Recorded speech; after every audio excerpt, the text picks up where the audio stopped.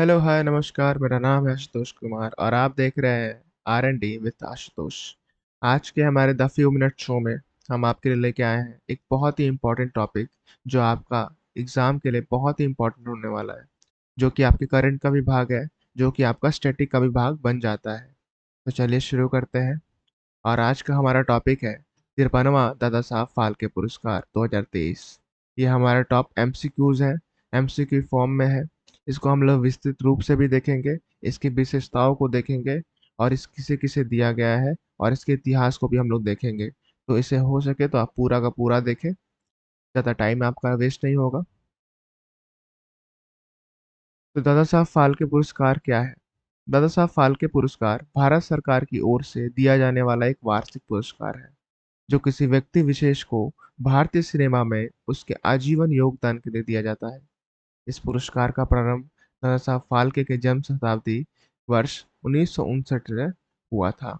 तो इसमें आप देख सकते हैं, दादा साहब फाल्के अवार्ड दादा साहब फाल्के के जन्म शताब्दी के अनुसार दिया जाता है और इसकी शुरुआत 1959 में हुई थी। तो हमारा प्रथम प्रश्न है कि दादा साहब फाल्के पुरस्कार लाइफ टाइम अचीवमेंट पुरस्कार 2023 किससे सम्मानित किया गया? और आपके ऑप्शन है ए आशा पारेख, बी वहीदा रहमान, सी रजनीकांत या डी अपूर्णा बालमुरली। और इसका आंसर होगा बी वहीदा रहमान। वहीदा रहमान को सूचना और प्रसारण मंत्रालय द्वारा 53वें Dada Saheb Phalke life time achievement पुरस्कार से सम्मानित किया गया। यह पुरस्कार उन्हें वर्ष 2021 के लिए दिया गया क्योंकि 2021 में कोरोना चल रहा था। दैट्स वाई 2023 में उसके पुरस्कार को दिया गया। वाहिदा रहमान यह सम्मान पाने वाली 8वीं महिला कलाकार हैं। इसको हम याद रखेंगे। दूसरा प्रश्न है, दादा साहब फाल्के पुरस्कार किस क्षेत्र में दिया जाता है? आपके ऑप्शन है ए सिनेमा, बी खेल, सी संगीत या डी नृत्य। इसका आंसर होगा ए सिनेमा। यह पुरस्कार फिल्म और सिनेमा जगत के सर्वोच्च सम्मान है। यह पुरस्कार भारतीय सिनेमा के विकास में उत्कृष्ट योगदान के लिए दिया जाता है। दूसरा प्रश्न,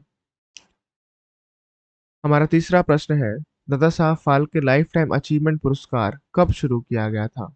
और आपके ऑप्शन है ए 1965, बी 1945, सी 1996 या डी 1969। और आपका सही आंसर है डी 1969। दादा साहब फाल्के पुरस्कार की स्थापना वर्ष 1969 में दादा साहब फाल्के की 100वीं जयंती के अवसर पर किया गया था। वह भारतीय सिनेमा के पिता माने जाते हैं, यानी जनक माने जाते हैं। चलें दूसरा प्रश्न।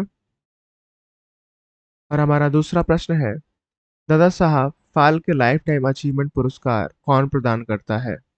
और आपके ऑप्शन है ए गृह मंत्रालय, बी खेल मंत्रालय, सी रक्षा मंत्रालय या डी सूचना एवं प्रसारण मंत्रालय। और आपका आंसर है डी सूचना एवं प्रसारण मंत्रालय। भारत के वर्तमान सूचना और प्रसारण मंत्रालय में मंत्री कौन है? तो अनुराग ठाकुर है। इस फोटो में आप देख सकते हैं उनको। चलें दूसरा प्रश्न।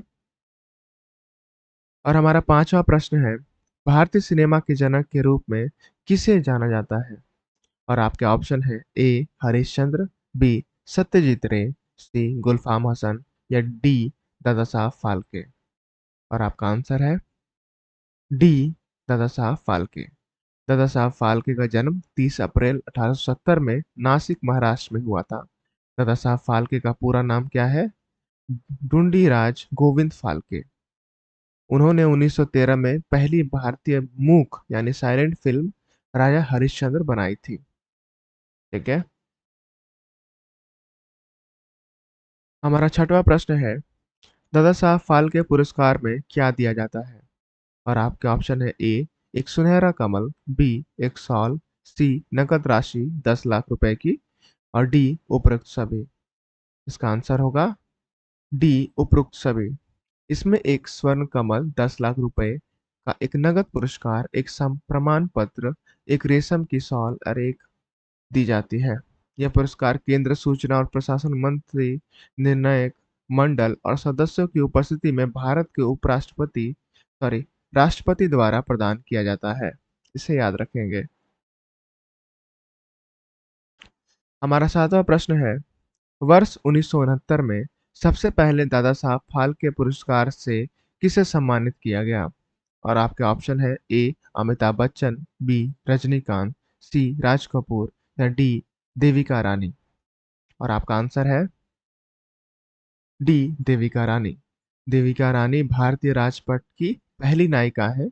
इनका जन्म वॉल्टेयर यानी विशाखापट्टनम में हुआ था। देविका रानी को भारतीय सिनेमा की प्रथम महिला भी कहा जाता है। इसे याद रखेंगे। और हमारा 8वां प्रश्न है, मरणोपरांत दादा साहब फाल्के पुरस्कार से सम्मानित होने वाले पहले व्यक्ति कौन थे? और आपके ऑप्शन है ए पृथ्वीराज कपूर, बी राज कपूर, सी ऋषि कपूर या डी कादर खान। और आपका आंसर है ए पृथ्वीराज कपूर। पृथ्वीराज कपूर ने बतौर अभिनेता मूक फिल्मों से अपना करियर शुरू किया। 1972 में उनकी मृत्यु के पश्चात उन्हें दादा साहब फाल्के पुरस्कार से भी नवाजा गया। ठीक है, चलिए। हमारा 9वां प्रश्न है, Dada Saheb Phalke life time achievement award 2023 की विजेता वाहिदा रहमान कौन है? और आपके ऑप्शन है ए अभिनेत्री है, बी फिल्म निर्माता, सी गायक या डी निर्देशक है। और आपका आंसर होगा ए अभिनेत्री हैं। हिंदी फिल्म की एक अभिनेत्री हैं जो मुख्य रूप से हिंदी फिल्मों में इसके साथ तेलुगु, तमिल, बंगाली फिल्मों भी दिखाई दी थी। चलिए। और हमारा 10वां प्रश्न है, वाहिदा रहमान को अपने जीवन में कितनी राष्ट्रीय पुरस्कार मिले? और आपके ऑप्शन है ए 1, बी 3, सी 2 या डी कोई भी नहीं। और इसका आंसर होगा 2। पहला मिला था 1972 में पद्मश्री से इनको सम्मानित किया गया। दूसरे पुरस्कार 2011 में इनको पद्म भूषण से सम्मानित किया गया। और तीसरा सम्मान क्या होगा? तो दादा साहब फाल्के अवार्ड से 2023 में सम्मानित किया गया। अब हम दादा साहब फाल्के अंतर्राष्ट्रीय फिल्म महोत्सव पुरस्कार 2023 के विजेता की पूरी सूची को देखेंगे। पहला है सर्वश्रेष्ठ फिल्म किसे दिया गया? तो इसका खिताब दिया गया है द कश्मीर फाइल को। फिल्म ऑफ द ईयर किसे दिया गया है? ट्रिपल आर को। सर्वश्रेष्ठ अभिनेता के रूप में रणबीर कपूर को सम्मानित किया गया। किसके लिए? तो ब्रह्मास्त्र के लिए किया गया। सर्वश्रेष्ठ अभिनेत्री के फॉर्म में आलिया भट्ट को फिल्म गंगूबाई काठियावाड़ी के लिए पुरस्कारित किया गया। सर्वश्रेष्ठ निर्देशक के रूप में आर बाल्की चुप के लिए इन्हें पुरस्कार दिया गया। सर्वश्रेष्ठ प्लेबैक गायक पुरुष किसे दिया गया? तो सचित टंडन को दिया गया है इसका। सर्वश्रेष्ठ प्लेबैक गायक महिला के रूप में नीति मोहन को ये पदवी दी गई है। सबसे बहुमुखी यानी वर्सेटाइल अभिनेता के रूप में अनुपम खेर को रखा गया। वर्ष की टेलीविजन श्रृंखला यानी सीरियल के रूप में अनुपमा को दिया गया। फिल्म उद्योग में उत्कृष्ट योगदान के लिए रेखा को सम्मानित किया गया। संगीत उद्योग में उत्कृष्ट योगदान हरिहरन को ये सम्मान दिया गया। अब हम पढ़ेंगे दादा साहब फाल्के पुरस्कार पाने वाले प्रमुख व्यक्ति देविका रानी यानी 1959 से लेके 2023 तक। तो सर्वप्रथम किसे दिया गया था? देविका रानी को। दूसरा सत्यजीत 1984 में। राज कपूर को 1987 में दिया गया। लता मंगेशकर को 1989 में। भूपेन हजारिका को 1992 में पुरस्कार दिया गया। दिलीप कुमार को 1994 में। राज कपूर को 1995 में दिया गया। आशा भोसले को 2000 में। यश चोपड़ा को 2001 में। देव आनंद को 2002 में यह पुरस्कार दिया गया। मृणाल सेन को 2003 में यह पुरस्कार दिया गया। प्राण किशन सकंद को 2012 में इस सूची में रखा गया। गुलजार को 2013 में। शशि कपूर को 2015 में। मनोज कुमार को 2015 में। कसीन धनु विश्वनाथ को 2016 में यह पुरस्कार दिया गया। विनोद खन्ना को 2017 में दिया गया। और अमिताभ बच्चन को 2018 में। रजनीकांत को 2019 में। आशा पारेख को 2022 में दिया गया। पर वो किसके लिए दिया गया है? 2020 के लिए उनको 2022 में ये पुरस्कार मिला है। और वाहिदा रहमान 2023 में, जिन्हें 2021 के लिए दिया गया है। ठीक है, तो चलिए, धन्यवाद आपका और आपका आभार कि आप पूरे वीडियो में बने रहें। इसको आप रिवीजन कर सकते हैं। इसमें सारा का सारा आपका टॉपिक आराम से कवर हो जाएगा। Thank you so much for watching. आगे के लिए भी आप हमारे चैनल को सब्सक्राइब कर सकते हैं, जिससे कि आपको हमारे सारे के सारे अपडेट मिल सकते हैं।